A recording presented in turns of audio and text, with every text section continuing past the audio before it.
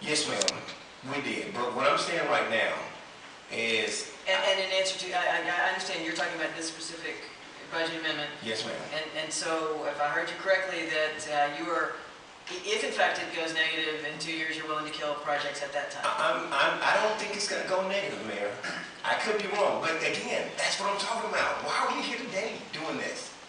It shouldn't have come to this.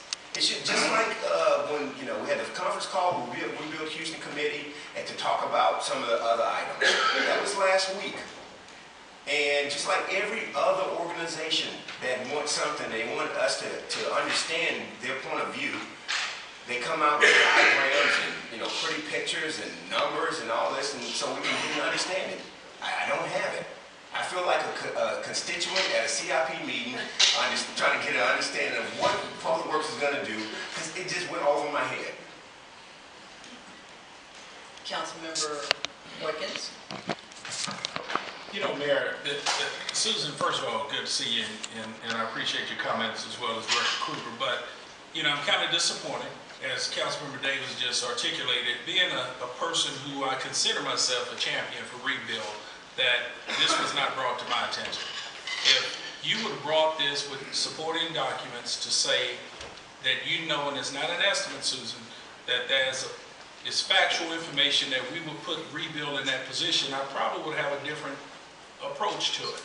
But to bring this to the council today, and I'm not trying to say you bringing a scare tactic, I'm not a CPA, but something this important, and for not to bring it to my attention a week ago, at least at council, if it wasn't for Chris Lindsay with engineers bringing it to my attention to say, Councilmember, here's some concerns from an engineering perspective, and I responded to her concerns, I wouldn't have known this was a concern. But from your numbers, from your perspective, presenting numbers to say it can put the program in a down spiral, that's an issue. But the other concern I have, a question, Susan, from your perspective, if we're talking a few years down the road, the city of Houston, the last article I read, I think the city of Houston is gaining increased population to the tune of about 1,200 to 1,300 people per day. That's what I read. And the real estate market is growing. Impervious cover, which is a key component to fund and rebuild Houston, is expanding and growing every day. I just don't see how we're going to go down like that. As this population continue to grow, impervious cover continue to expand in terms of revenue for the city, we will continue to earn revenue.